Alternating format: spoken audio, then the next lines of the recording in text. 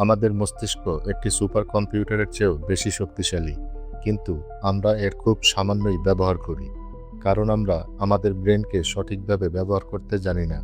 আজ আমরা এমন 5টি ব্রেন হ্যাকস জানতে চলেছি, যেটা ব্যবহার করে আপনি সুপার কম্পিউটারের মতো সবকিছু মনে রাখতে পারবেন। তো চলুন শুরু করা যাক। Let's get started.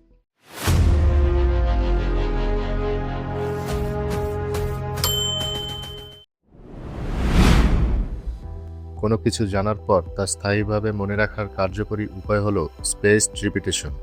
আপনার জেনে যাওয়া বিষয়টি প্রথমে একদিন পর, তারপর 3 দিন পর এবং শেষে 1 সপ্তাহ পর পুনরায় রিভিশন দিন বা মনে করুন।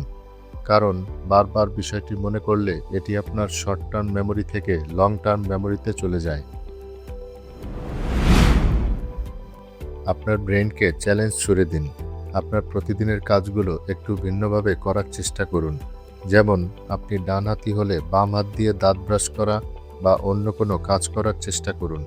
এতে আপনার ব্রেইনে নতুন নিউরন সংযোগ তৈরি করতে সাহায্য করে, কারণ এটি ব্রেইনের নিউরোপ্লাস্টিসিটি অনেক গুণ বাড়িয়ে দেয়।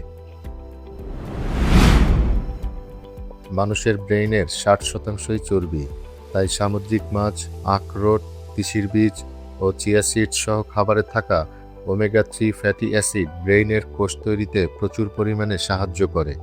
এছাড়া প্রচুর পরিমাণ পানি পান করুন, কারণ ব্রেইনের মাত্র 2% পানি কমে গেলে আপনার মনোযোগ নষ্ট হয়ে যেতে পারে।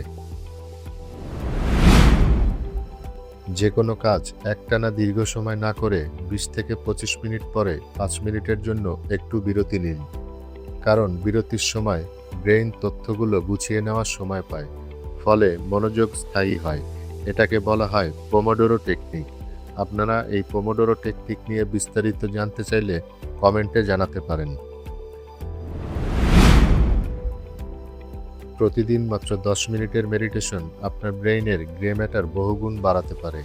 রাতে অন্তত 6 থেকে 7 ঘন্টা গভীর ঘুম আপনার ব্রেইনকে ফুল রিচার্জ করে এবং সারাদিনে আপনার ব্রেইনে জমে থাকা অপ্রয়োজনীয় তথ্য ডিলিট করে দেয়। তাই গভীর ঘুম ও মেডিটেশনের দিকে খেয়াল রাখবেন। এই 5টি কৌশলের মধ্যে কোনটি আপনি আজ থেকেই শুরু করতে চান? আপনার মতামত কমেন্টে জানান। ভিডিওটি কাজের মনে হলে বন্ধুদের সাথে শেয়ার করুন। দেখা হবে পরের ভিডিওতে।